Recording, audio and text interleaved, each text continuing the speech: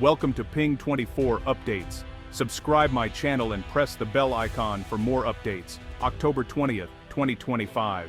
The sun rises over Manila Bay, but the mood in the Philippines is tense. Newsrooms buzz with urgent updates, and the nation holds its breath as the latest developments unfold in the West Philippine Sea.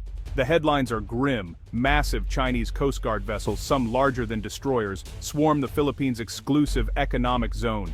Their imposing presence is a daily reminder of the growing threat just beyond the horizon. At 2nd Thomas Shoal, Filipino Marines stand guard on the rusting, grounded BRP Sierra Madre. Every day, they face relentless harassment. Water cannons drench supply boats. Chinese ships block resupply missions, and the air is thick with tension. The Marines endure, isolated and outnumbered, but determined to hold their ground against a suffocating Chinese presence. This is gray zone conflict, an undeclared war fought with intimidation, blockades, and psychological pressure.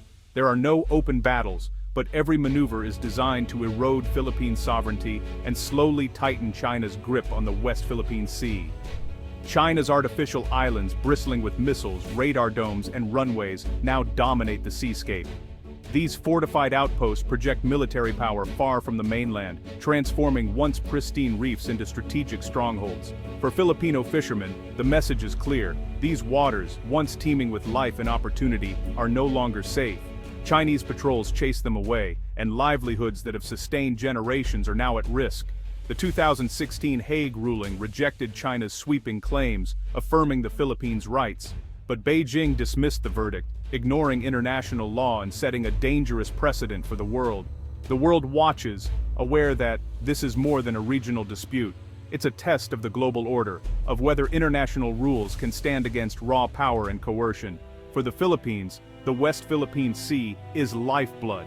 Its rich fisheries feed millions. Its energy reserves promise prosperity, and its sea lanes are vital for trade.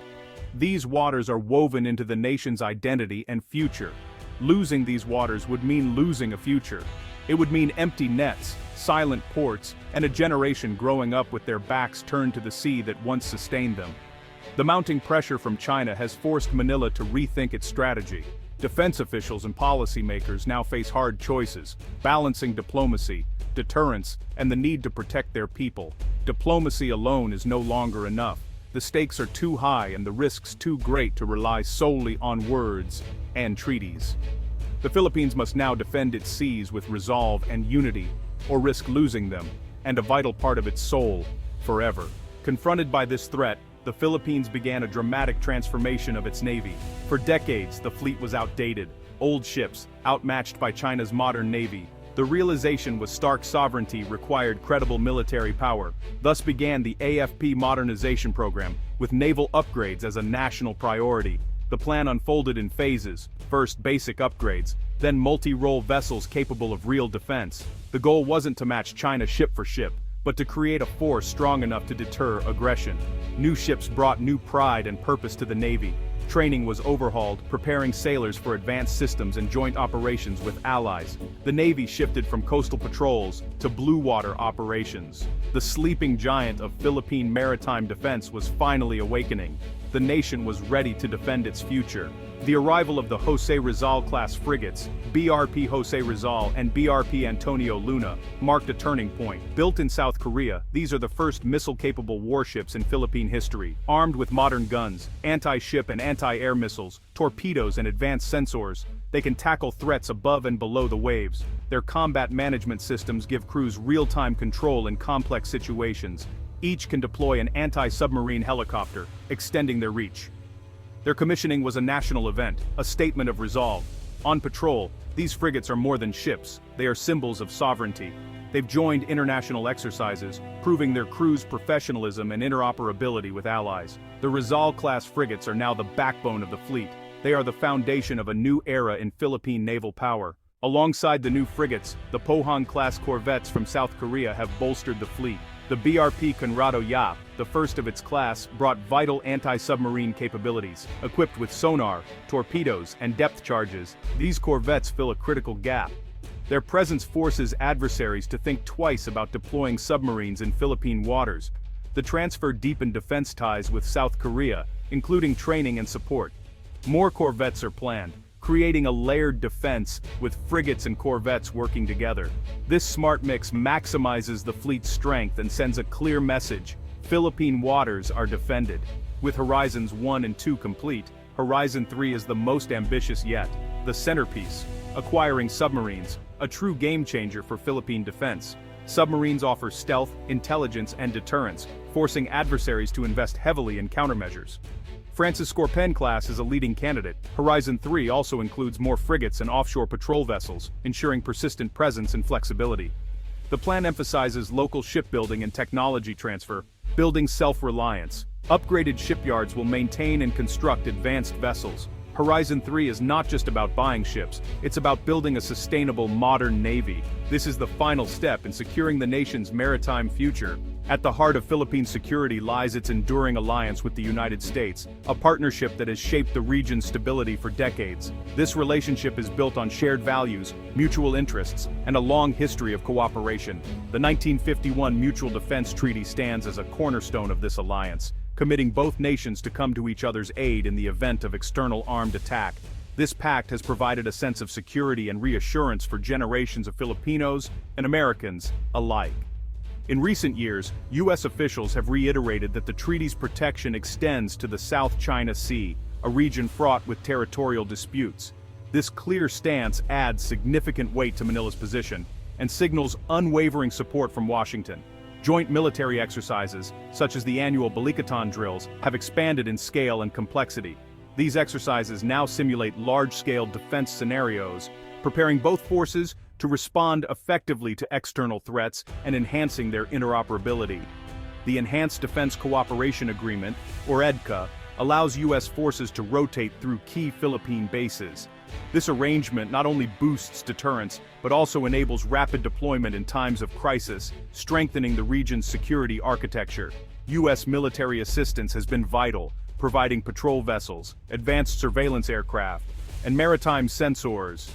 These assets have significantly improved the Philippines' ability to monitor its vast maritime domain and respond to potential incursions. With this support, the Philippines is empowered to serve as the first line of defense in the region, protecting its sovereignty and contributing to broader regional stability. The alliance is mutually beneficial. The Philippines' strategic location at the crossroads of the Indo-Pacific is crucial for U.S. military strategy, enabling rapid access to key maritime routes and potential hotspots. Access to Philippine bases allows the U.S. to project power, conduct humanitarian missions, and respond swiftly to regional crises, from natural disasters to security threats. A modern and capable Philippine Navy is a linchpin in the U.S.-led security network, ensuring that both nations can operate together seamlessly in times of need. Strengthening the Philippine Navy not only advances Manila's national interests, but also reinforces Washington's commitment to a stable and secure Indo-Pacific. Together, the U.S. and the Philippines uphold the principles of a free and open Indo-Pacific, ensuring that international waters remain accessible to all. Today, the alliance stands stronger than ever, built on trust, shared sacrifice, and a common vision for peace and prosperity in the region. Japan has become a key partner in Philippine maritime security. Japanese-funded patrol vessels now form the backbone of the Philippine Coast Guard, boosting patrols and response in disputed waters. Japan has also provided surveillance aircraft, giving the Navy vital intelligence and real-time monitoring. This support helps the Philippines document and challenge illegal activities at sea. Japan's interest is clear. As a maritime nation, its economy depends on secure sea lanes through the South China Sea. By helping the Philippines, Japan also protects its own trade routes. The partnership has deepened, with new agreements enabling joint military exercises and greater interoperability. Alongside the U.S., Japan and the Philippines now form a powerful trilateral security partnership. This united front signals that challenges to the rules-based order will not go unanswered. The Philippines is building a wider web of security partnerships across the Indo-Pacific. Australia is a long-standing partner, conducting joint exercises and patrols in the South China Sea. India's BrahMos missile deal gives the Philippines a formidable coastal defense, marking a new level of cooperation. Within ASEAN, the Philippines pushes for unity and a binding code of conduct in the South China Sea. Joint ASEAN naval exercises are growing, building trust and regional resilience. By internationalizing the issue, the Philippines frames China's actions as a regional and global challenge. Allies like the UK, France, and Canada have increased their presence, supporting freedom of navigation. This network of partnerships gives Manila leverage and ensures it does not stand alone. The Philippine Navy's modernization is more than just a military upgrade. It's a bold declaration of national resolve and a testament to the country's commitment to safeguarding its sovereignty. Each new vessel launched and every system upgraded signals a renewed sense of purpose, reflecting the nation's determination to protect its people and its future. With new ships joining the fleet and alliances being strengthened, the Philippines has transformed from a passive bystander into an active, regional actor. These advancements have not only enhanced the Navy's capabilities, but have also elevated the country's standing among its neighbors and partners.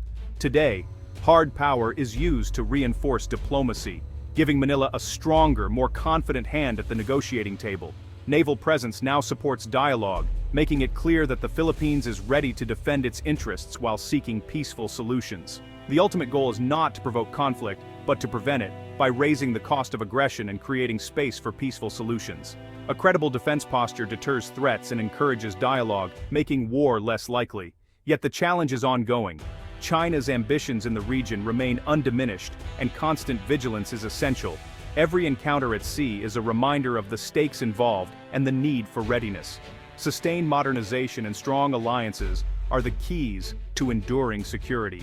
Continued investment in technology, training, and partnerships ensures the Navy remains capable and resilient. The sailors and Marines on the front lines embody the nation's determination and courage.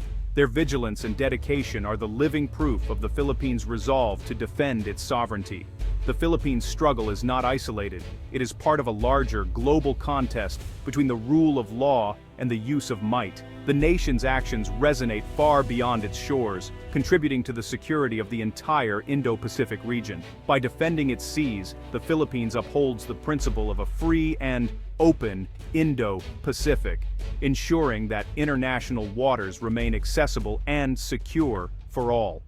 The steel hulls of its new warships carry not just weapons, but the hopes and dreams of a nation determined to chart its own destiny, one forged in both steel and diplomacy for generations to come.